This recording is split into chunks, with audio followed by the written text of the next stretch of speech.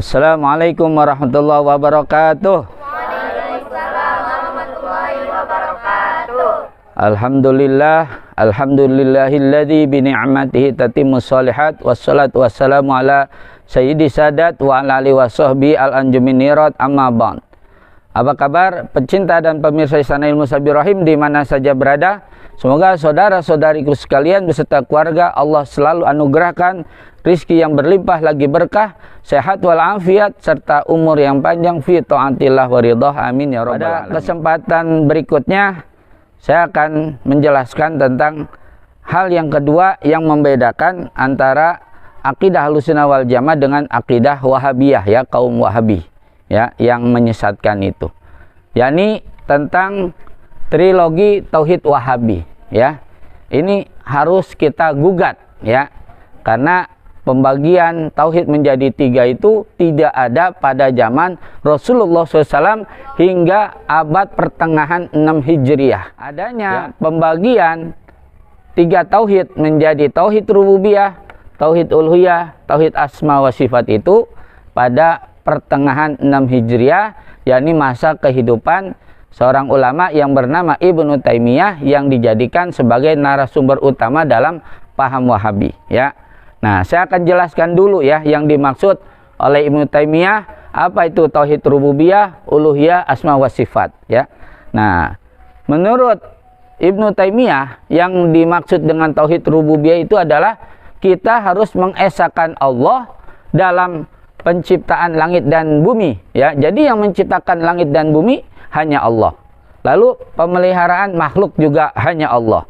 Yang memberi rizki juga hanya Allah, ya. Kemudian yang menghidupkan dan mematikan juga hanya Allah. Yang mengurus segala urusan juga hanya Allah. Nah, itu yang dimaksud dengan tauhid rububiyah, ya. Bisa kita lihat dari ayat itu, ya, surat Al-Fatihah, ya, ayat yang kedua, yakni alhamdulillahi rabbil alamin. Rabb itu, ya, menjadi rububiyah. Jadi tauhid yang mengesahkan Allah dalam penciptaan langit bumi, pemeliharaan makhluk, pemberian rezeki, menghidupkan dan mematikan makhluk, juga pengurusan segala urusan itu semuanya hanya Allah. Nah, menurut Ibnu Taimiyah, ya, tauhid rububiyah ini sudah dimiliki oleh orang-orang kafir Mekah, ya. Ketika mereka ditanya, la in sa'alta man khalaqas samawati wal ard la yaqulunna Allah. Jika kamu, wahai Muhammad SAW, bertanya kepada kaum kafir Mekah itu, siapakah yang menciptakan langit dan bumi? Mereka akan menjawab, yang menciptakan langit bumi itu adalah Allah Subhanahu wa Ta'ala. Tuh, berarti kata Ibnu Taimiyah itu kaum kafir Mekah sudah bertauhid rububiyah katanya. Loh, ini aneh gitu, ya. Mengapa mereka kafir Mekah dikatakan sudah bertauhid rububiyah, tapi kok mereka malah menyembah berhala, menyembah kepada selain Allah? Mengapa mereka dikatakan sudah bertauhid? Ya, tentu sangat melenceng sekali dari mana tauhid itu sendiri, ya. Dimana kan mereka tahu apa namanya, Tuhannya banyak, ya. Nah, itu. Jadi yang disembah itu ada berhala Hubal, Lata, Uzza, Manat, dan lain sebagainya. Jadi Tuhan mereka itu banyak. Loh, kok dikatakan bertauhid rububiyah, sedangkan tauhid itu kan artinya mengesahkan, ya. Nah, dan mereka menyembah banyak berhala, masya Allah. Bahkan mereka sampai berkata kepada Nabi, urusan kami ini banyak, ya. Kami butuh rezeki, kami butuh umur panjang, kami butuh usaha lancar, kami butuh diselamatkan dalam perjalanan, dan banyak lagi kebutuhan kami. Maka Tuhan kami pun harus banyak, tuh, ya. Apakah orang yang mengatakan begitu sudah dikatakan bertauhid, meskipun tauhid rububiyah? Tentu sangat menyimpang dari mana tauhid itu sendiri. Jadi jelas salah, ya, pembagian tauhid rububiyah, uluhiyah, dan asma wa sifat versi Ibnu Taimiyah ini salah itu, ya. Nah, itu, ya. Jadi dari penjelasan tersebut, ya, kita bisa nyatakan, ya. Nah, lagi dari penjelasan tersebut kita bisa menyatakan bahwa pendapat Imam Ibnu Taimiyah, ya, terhadap pembagian tauhid rububiyah uluhiyah itu, ya, atau dengan asma wa sifat itu adalah salah total, ya. Oke, yang kedua, ya, tauhid uluhiyah. Nah, artinya apa? Mengesahkan Allah dalam penyembahan, dalam berdoa atau berharap, dalam bernazar, dalam menyembelih, ya, dalam tawakal atau berlindung, ya, dalam takut dan cemas hanya kepada Allah. Jangan takut kepada selain Allah, pada jin, setan dan sebagainya. Jangan. Nah, juga dalam bertaubat, ya, harus yaitu apa? Hanya kepada Allah Subhanahu wa taala. Itu yang namanya tauhid uluhiyah, ya, kata siapa? Kata Ibnu Taimiyah, ya. Nah, itu. Jadi kata Ibnu Taimiyah bahwa kafir Mekah itu sudah bertauhid rububiyah tapi tidak bertauhid uluhiyah asma wa sifat. Tuh begitu, ya. Ini jelas salah, ya. Nah, itu salah sekali, ya. Karena yang namanya tauhid itu kan artinya apa? Mengesahkan Allah, ya, sedangkan mereka menyembah banyak Tuhan, ya. Nah, itu. Jadi udah tidak sesuai dengan makna tauhid itu sendiri. Oke, yang ketiga tauhid apa? Asma wa sifat, ya. Nah, kata Ibnu Taimiyah, ya. Nah, tauhid asma wa sifat itu artinya kita berdoa dengan nama-nama Allah, jangan dengan nama-nama yang selain Allah, ya. Nah, umpamanya apa? Wahai berhala Hubal, ya, atau kita berdoa dengan apa namanya, ya, roh-roh halus umpamanya, ya, atau menyebut nama-nama Tuhan-Tuhan yang lain, ya, itu jelas, ya, musyrik. Nah, itu, ya, dan keluar dari tauhid asma wa sifat, ya. Nah, itu. Kemudian apa? Makna tauhid asma sifat yang kedua itu tidak ada makhluk, ya, yang sama sifat dan zatnya dengan Allah Subhanahu wa ta'ala, ya. Jadi ini adalah merupakan hal yang apa, ya, tidak menyimpang lah, ya, sama dengan kita nih, ya. Ya, kita juga kan kalau berdoa itu dengan nama-nama Allah, ya. Ya Allah, ya Rahman, ya Rahim, ya Malik, ya Kudus, ya, atau ya Wahab, ya Rozak, minta rezeki kan. Nah, itu, atau minta kaya, ya Goni, ya Mugni, itu kan. Jadi kita artinya suka melakukan apa? Ya, berdoa dengan nama-nama Allah, ya. Jadi ini ada kesamaan di sini dalam asma wa sifat, ya. Nah, itu juga apa? Laisa kamitsli syai'un, ya. Kata Ibnu Taimiyah, tidak ada makhluk yang sama sifat dan zatnya dengan Allah Subhanahu wa taala. Ini, ya, kalau dalam apa akidah yang 50 adalah yaitu sifat mukhalafatul lil hawadisi. Nah, ini ada sedikit persamaan tapi banyak perbedaannya, ya. Perbedaannya di sini, ya. Jadi pembagian-pembagian tiga tauhid ini, ya, tidak ada sejak zaman Nabi hingga abad ke-6 Hijriah, ya. Jadi apa hukumnya? Bid'ah sayyi'ah, ya, bid'ah yang sesat. Nah, sebenarnya apa tujuan dari paham Wahabi memisahkan tauhid menjadi tauhid rububiyah, tauhid uluhiyah, dan juga asma wa sifat? Nah, yaitu khususnya tauhid rububiyah dan uluhiyah.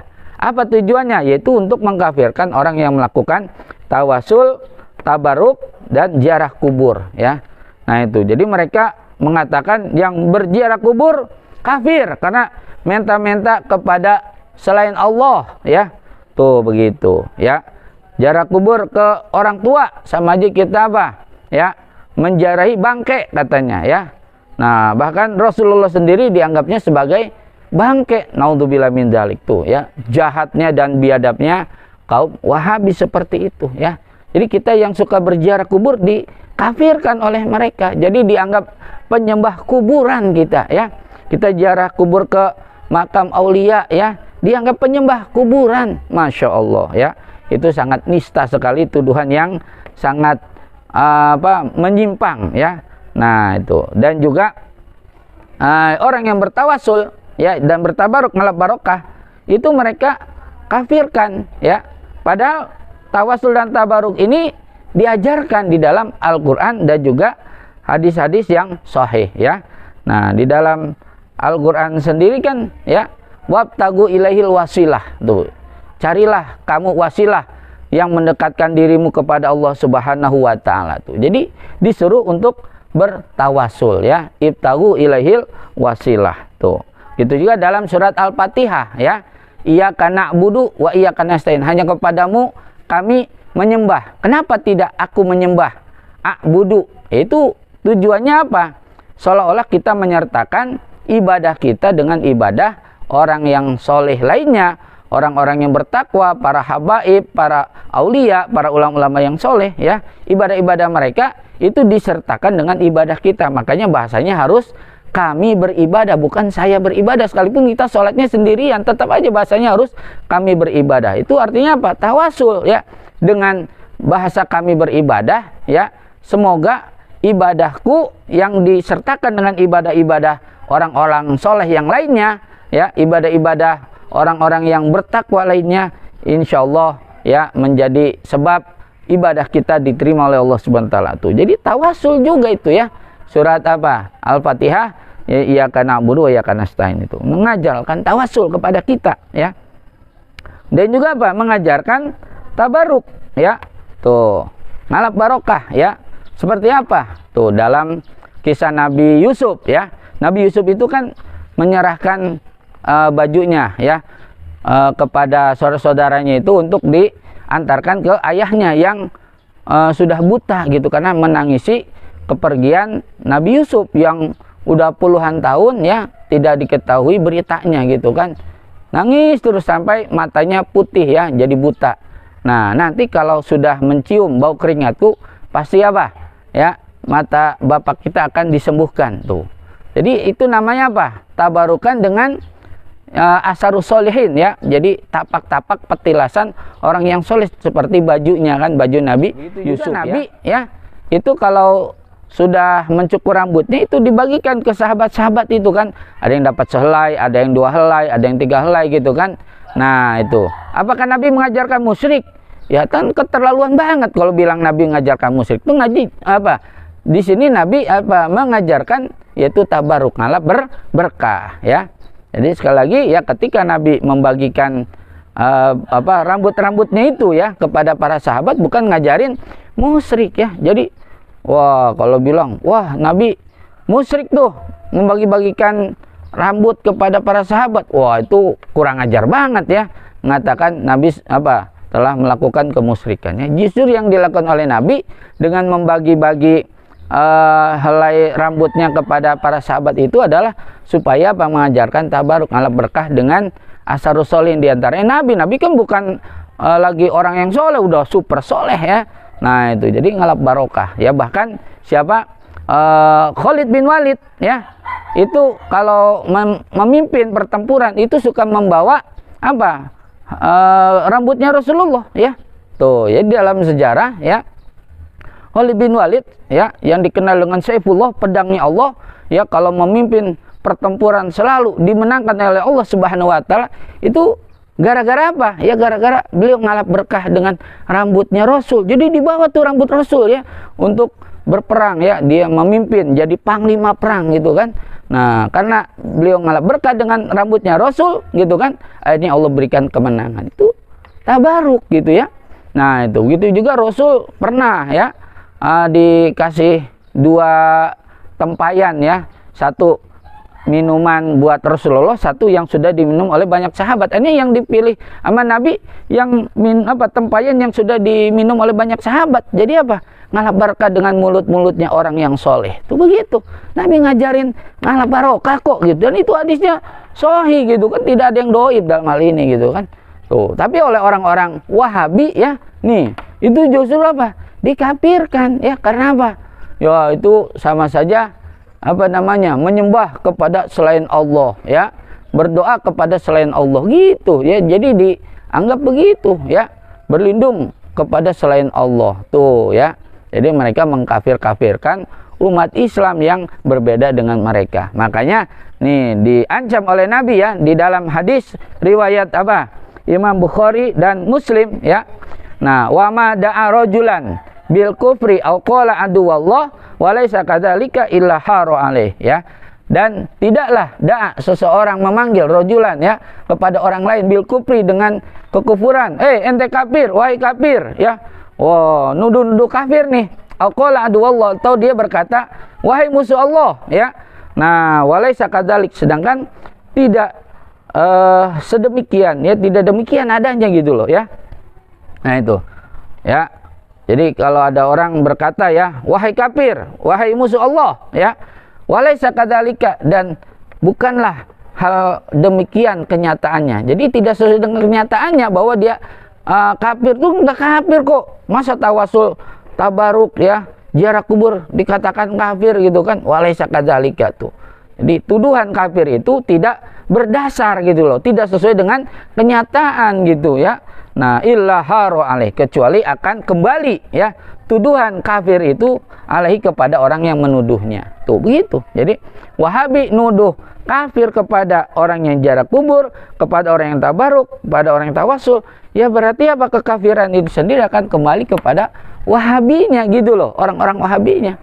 Jadi bukan yang ziarah kubur, tabarukan, tawasulnya bukan kafir, justru mereka lah yang mengamalkan ajaran-ajaran Allah dan Rasulnya ya. Nah, ini harus dipahami ya, sehingga kita bisa tahu mana perbedaan akidah Ahlussunnah wal Jamaah dan akidah Wahabiyah. Kesimpulannya ya, jadi jangan sembarangan ya.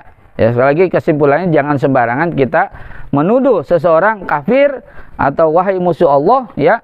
Nah, di mana tuduhan itu tidak sesuai dengan kenyataannya, nanti tuduhan itu akan balik ya kepada orang yang mengatakannya itu ya. Naudzubillahi min dari ilaharo alaihi. Nah, ini sangat ditekankan sekali oleh Nabi ya. Jangan sembarangan menuduh orang kafir, menuduh orang munafik ya. Nah, kalau nggak sesuai dengan kenyataan, balik kepada kita ya. Wal iyadu. Sekian dan terima kasih atas perhatiannya. Wallahul muwaffiq ila aqwamit thoriq. Wassalamualaikum warahmatullahi wabarakatuh. Waalaikumsalam.